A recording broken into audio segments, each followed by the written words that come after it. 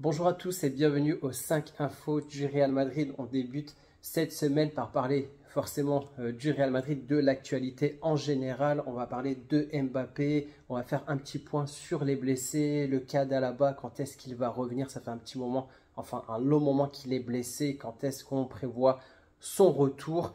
Et dans cette vidéo, on va aussi évoquer le cas de deux légendes du Real Madrid, Ronaldo et Ramos en statistiques. Et concernant le prochain match, parce que c'est une semaine de Ligue des Champions, le prochain match entre l'AC Milan et le Real Madrid, je ferai une vidéo mardi. Donc on commence tout d'abord par parler du cas de Kylian Mbappé qui est un début de saison un peu en demi-teinte. On sent qu'il a l'envie, on sent qu'il veut bien faire les choses, mais à côté ça ne se ressent pas forcément au niveau statistique sur le terrain.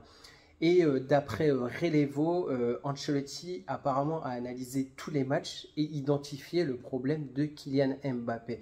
Donc ce qu'il en ressort, c'est que l'entraîneur constate que Mbappé ne fait pas bien le pressing et n'appuie pas forcément sur la défense adverse.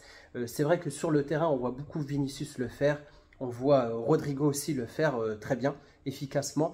Et Mbappé, c'est vrai que c'est pas forcément le joueur qui va bien presser. Il n'a pas, voilà. Au PSG, c'était pas un peu ce qu'il faisait. Et moi, je pensais un peu que c'était un peu pour le préserver en tant que numéro 9 et que c'était des consignes aussi données à Mbappé de pas trop faire le pressing. Mais apparemment, Carlo Ancelotti dit qu'il fait pas assez de pressing.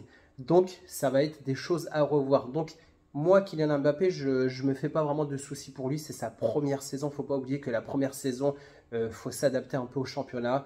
C'est pas évident d'intégrer une équipe où il y a des joueurs qui jouent depuis un bon moment. Vraiment, l'effectif du Real, même si c'est de jeunes joueurs, c'est quand même un effectif qui a l'habitude de jouer depuis quand même pas mal d'années. Et donc, intégrer un effectif comme ça avec une position numéro 9 dans laquelle il n'est pas forcément habitué. Donc, il faut juste qu'il prenne un peu le temps de prendre ses repères. En tout cas, franchement, je vois vraiment de l'amélioration entre ses premiers matchs et maintenant.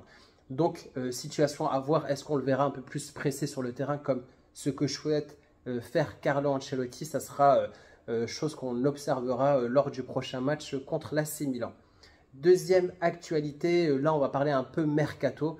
Vous savez qu'actuellement au niveau défensif du Real Madrid, c'est assez compliqué. On a Militao qui en plus la saison dernière s'était blessé pendant un long moment, qui a pu revenir en fin de saison de la saison dernière. Et là qui reprend, en tout cas pour l'instant on touche du bois, il est encore apte pour jouer, il est bon, je le trouve assez bon, pas encore au top de son niveau, mais en tout cas il est correct, on va dire. À côté, on a Rudiger qui s'était blessé assez récemment, qui revient sur le terrain et qui devrait être disponible et titulaire contre l'AC Milan. Et de l'autre côté, on a quand même pas mal de choses à revoir. On a Carvajal qui s'est blessé pour toute la saison. Donc là, le seul arrière droit qu'on a, ça va être Lucas Vazquez. Et comme je vous le disais dans mes précédentes vidéos, Mendy peut toujours aussi dépanner à droite. Et apparemment, Alaba, qui est blessé aussi depuis un bon moment, le staff dit que la convalescence de David Alaba est très lente. En tout cas, il ne devrait pas revenir de sitôt. Donc, supporters du Real Madrid, ne vous attendez pas à voir David Alaba revenir assez rapidement. Ça va être assez compliqué. En tout cas, il faudra peut-être attendre le début d'année pour peut-être revoir David Alaba. En tout cas, il reprend l'entraînement, mais c'est vraiment de l'entraînement un peu individuel, de l'entraînement très physique. Et c'est assez compliqué. Et qu'est-ce qu'on sait, c'est que les dirigeants du Real Madrid ont plusieurs options sur la table pour le poste de défenseur central. Comme vous le savez, le Real Madrid a fait le forcing aussi pour avoir Lenny Yoro, le jeune défenseur français qui était en provenance de Lille, qui est parti qui est parti du coup à Manchester United. Donc le club continue toujours un peu de traquer plusieurs noms pour pouvoir aussi pallier un peu à ces lacunes défensives, le fait qu'on ait très peu de joueurs. En défenseur central, donc on a Militao, Rudiger et Valero. Bon, Nacho est parti la saison dernière. Donc, en tout cas, les dirigeants sont au courant qu'il faut forcément recruter un défenseur central. Donc, on ne va pas forcément acheter n'importe qui et n'importe comment. Donc, il y a des options possibles envisagées. Et en petit bonus, Rodrigo, je vous le disais, il avait repris l'entraînement individuel et là, il a repris l'entraînement en équipe. C'est vraiment une très bonne nouvelle et donc on devrait le voir jouer contre l'AC Milan. Peut-être être titularisé, mais en tout cas, il est apte pour jouer. Donc on vous disait que, enfin, je vous disais plutôt que lui, il voulait revenir pour le match contre le Milan AC. Le staff le préconisait plutôt pour le prochain match en Liga contre Osasuna. Donc là, bonne nouvelle, il sera apte contre l'AC Milan. Troisième news, je vous ai dit, on allait parler de nos légendes, Donc on va tout d'abord commencer par Cristiano Ronaldo, juste pour évoquer un peu l'historique de ce qu'a pu faire Cristiano Ronaldo. Voilà, c'est un des joueurs que j'ai beaucoup aimé au Real Madrid. Donc juste pour historiquement, en 2011, quasiment jour pour jour, Ronaldo avait marqué son 100e but avec le Real Madrid contre Lyon en Ligue des Champions.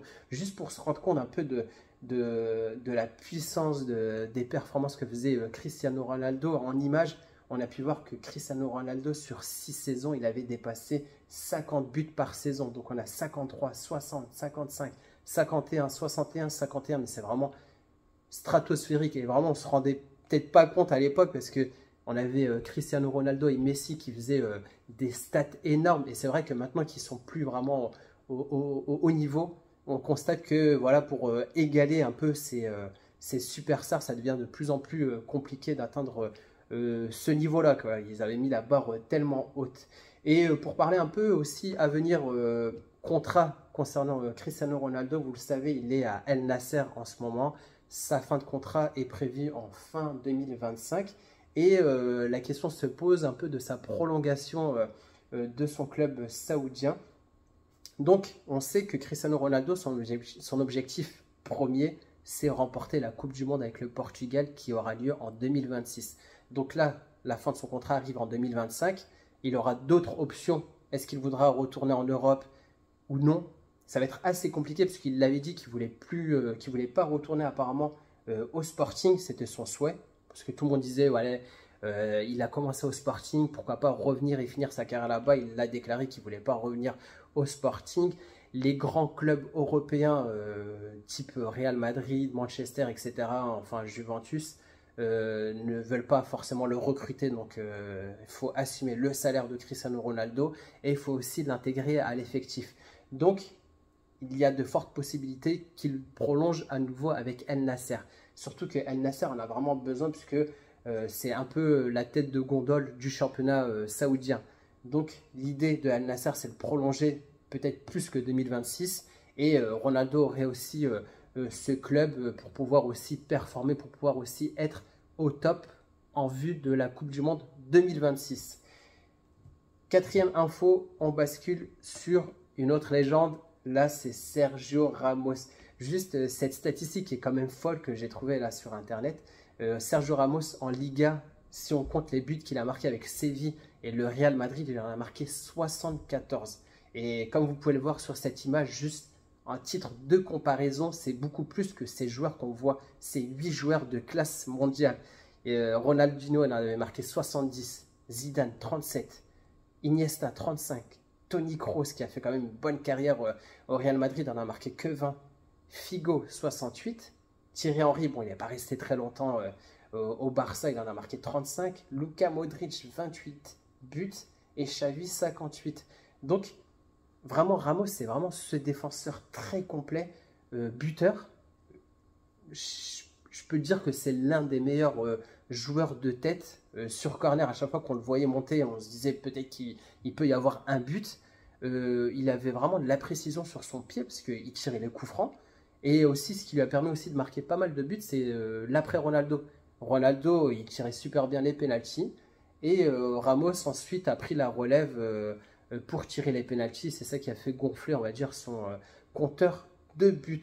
Et comme Ronaldo, on va aussi parler de sa carrière. Parce que vous savez qu'il a fini son contrat avec le FC Séville et qu'actuellement, il est en attente d'un nouveau club. Donc, d'après Relevo, apparemment, l'ancienne légende, l'ancien joueur du Real Madrid est fortement courtisé par Boca Juniors. Boca Juniors dont le président n'est autre que Riquelme. Et à côté, vous allez savoir pourquoi Boca Juniors est vraiment intéressé par Ramos, outre le fait que c'est un très grand joueur que tout le monde veut l'avoir. L'actuel entraîneur n'est autre que Fernando Gago, qui a joué aussi avec Ramos au Real Madrid. Donc lui, il fait vraiment, il fait des mains et des pieds pour pouvoir se procurer ce défenseur qui a encore 38 ans et qui est encore, pour le peu que j'ai vu de lui, il est encore correct, quoi. C'est vraiment un très bon joueur. Et Boca Junior lui proposerait un salaire de 5 millions d'euros. Donc c'est pas un salaire, à titre de comparaison, au FC Séville, il gagnait 11 millions d'euros. Donc là, c'est vraiment la moitié de ce qu'il touchait au FC Séville. Donc il se dit que Ramos écoute quand même, il n'a pas forcément dit oui, mais il est ouvert à toute proposition. Lui qui aussi a balayé toutes les propositions qu'il a pu avoir des Émirats Arabes Unis et de l'Arabie Saoudite. Donc il ne veut pas aller jouer dans ce championnat-là. Il reste ouvert à des discussions. Franchement, personnellement, vous savez, comme j'ai pu le dire lors de ma première info, au niveau défensif, c'est vraiment la galère un peu au Real Madrid. Franchement, même si c'est très très peu probable, mais revoir Sergio Ramos juste pour une saison, juste comme ça pour dépanner, et en plus il prendra ce rôle à cœur d'être sur le banc. On sait que la saison est longue, on sait qu'il y a pas mal de matchs à jouer, et Sergio Ramos peut aussi tirer son épingle du jeu et pouvoir rentrer de temps en temps. Franchement, moi ça me ferait plaisir, surtout de la façon dont il est parti du Real Madrid. Ça serait vraiment boucler la boucle, et je le verrais bien à la limite terminer sa carrière là-bas et après avoir peut-être un poste d'ambassadeur ou je ne sais quoi par rapport à tout ce qu'il a pu faire au Real Madrid. Mais bon, là je rêve, c'est peut-être le souhait de tous les supporters, en tout cas moi je le souhaiterais. Et ça fait toujours plaisir de pouvoir voir Sergio Ramos jouer. J'étais content qu'il puisse trouver le FC Séville à l'époque où il a pu quitter le PSG. Donc là, peut-être le voir au Boca Juniors, ce serait quand même une bonne nouvelle, en tout cas de revoir ces joueurs-là. Et pour finir, on reste toujours sur les joueurs de plus de 30 ans, Cristiano Ronaldo, Sergio Ramos. J'ai trouvé cette info très intéressante où le meilleur 11 des joueurs ayant plus de 30 ans. Et franchement, cette configuration, ce 11 a vraiment fière allure. Donc dans les cages, on voit Courtois qui a 32 ans. Pour moi, Courtois, c'est vraiment le numéro 1 dans ce poste. On ne peut pas dire le contraire. En défense, Marquinhos, Van Dijk, Stones. Défense en béton. En plus, souvent les défenseurs qui ont à peu près la trentaine, c'est là où je trouve qu'ils ont leur prime. Ils ont vraiment cette expérience. Les attaquants vont vraiment galérer. Au milieu de terrain, De Bruyne, De Paul, Modric qui a 39 ans, quasiment à la quarantaine, Bernardo Silva, 33 ans, milieu d'expérience, de qualité. Franchement, je kifferais les voir jouer ensemble. Et en attaque, on aurait Son, 31 ans, Lewandowski, 36 ans et Salah, 32 ans. Franchement, n'hésitez pas à me dire ce que vous en pensez de cette compo. Est-ce que vous voyez d'autres joueurs de plus de 30 ans qui pourraient intégrer ce meilleur 11 ? Moi, j'ai pas d'autres idées. En sachant que je pense que ça a été tiré des 5 championnats européens. Je pense pas que ça a été plus élargi, puisqu'on aurait pu aussi imaginer Cristiano Ronaldo dans ce 11-là, ou Lionel Messi qui joue aux États-Unis. En tout cas, c'est tout pour ce 5 infos.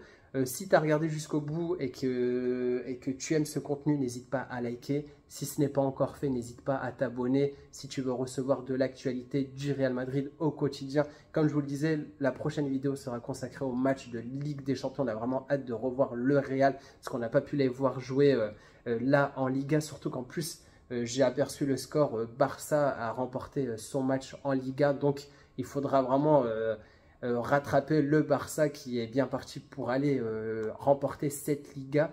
Donc, on n'a pas eu de match. On va se reporter sur le prochain match en Ligue des Champions en espérant une victoire. Dans tous les cas, je vous en parlerai lors de ma prochaine vidéo. Sur ce, je vous dis à bientôt. Ciao!